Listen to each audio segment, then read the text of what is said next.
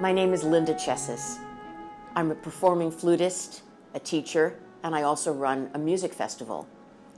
I kind of have a somewhat different background from many performing flutists.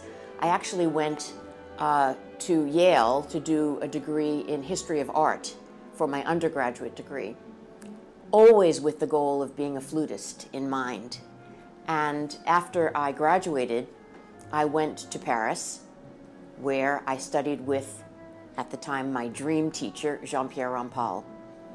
I had met Rampal when I was in the 8th grade, and when I heard that sound, that gorgeous Haynes sound, I knew that is what I wanted to aspire to do. And I was fortunate enough, after leaving Yale, to apply to the conservatory in Paris, where I was admitted, one of very, very few Americans. And I was there for basically the last 2 years that Jean-Pierre taught at the conservatoire. So it was an incredible privilege. Right after I graduated, or I received my premier prix, I went to Toulouse to audition for the orchestra there. I had never really aspired to be an orchestral musician, unlike most people who had done their music training in the United States. Jean-Pierre wanted everyone to be soloists. Of course, it's not realistic, of course. But I took the audition in Toulouse. I won the job of principal flute. And I said, now what? So I spent a year in the orchestra. But during that year, I also did my debut recital in New York. And at that time, there were also, the New York Times was actually reviewing debuts for recitals. And I got one of those kinds of reviews one never sees for a solo flute performance. And I was fortunate to get management. I opted to take a leave from the orchestra to start my career in New York, and I didn't go back. So I did have some orchestral experience. I've, of course, played with many chamber orchestras.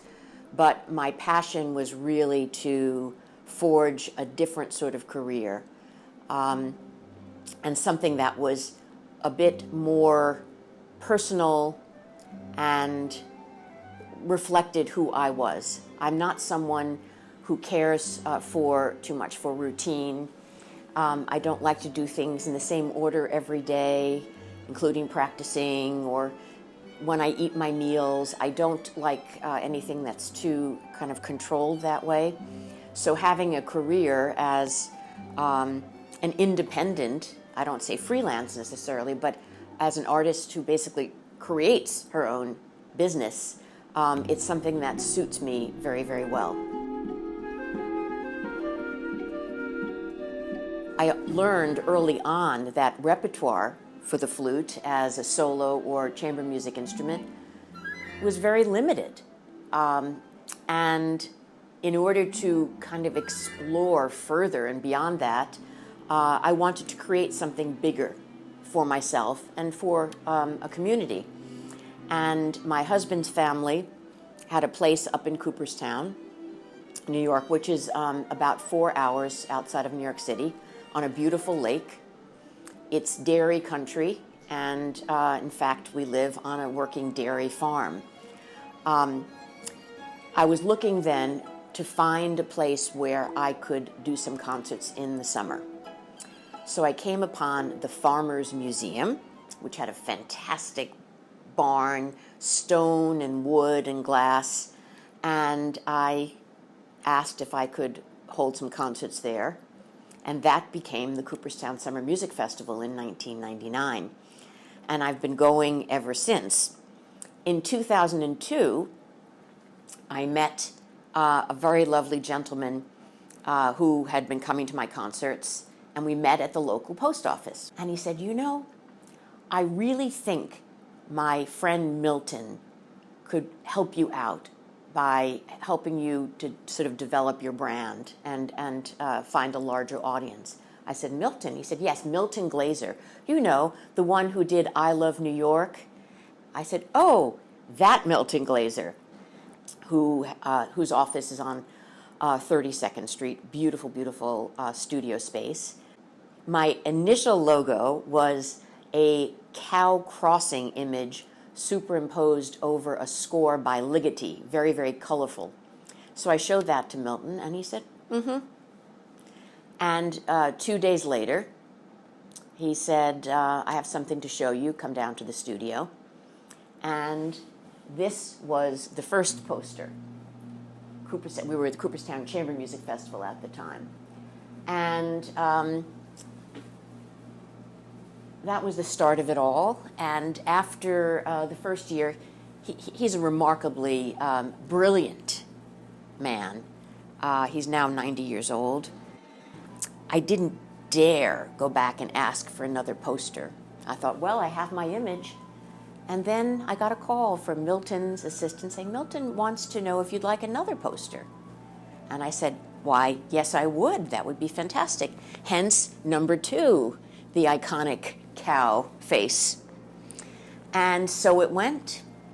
And we are up to now 2020, and we're basically waiting for the latest incarnation of another Milton Glaser poster.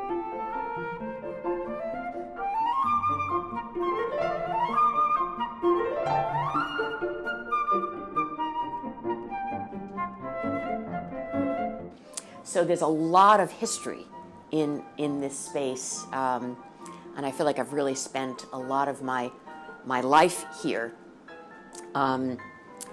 I love sharing my experience and my expertise and my knowledge with my students, and I learn so much about them from their very diverse cultures. I feel like I have to be mom and a psychologist and a hand holder and a cheerleader. And I was definitely not the cheerleader in high school, so I have a chance to do that as a teacher. And I think it's super important. And I would say, people say, what is your philosophy of teaching? And I basically learned this from Rampal. He didn't say it, really, but he acted it, is that music is a tool of communication.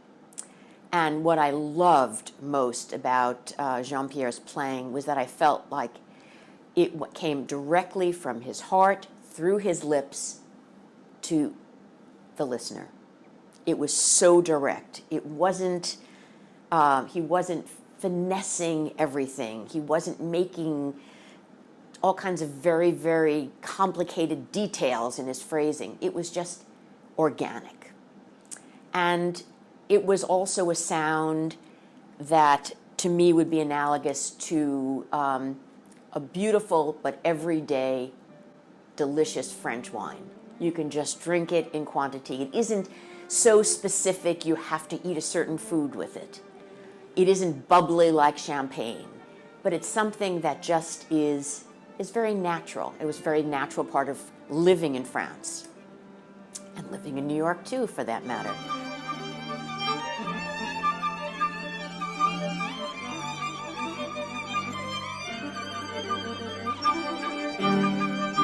So I remember distinctly the day that my Haynes flute came in the mail. I just couldn't believe it. I was so thrilled. I love this instrument. It was so natural and easy and fluid, and upon Rampal's request, I switched to a C foot joint, as was the way at the time.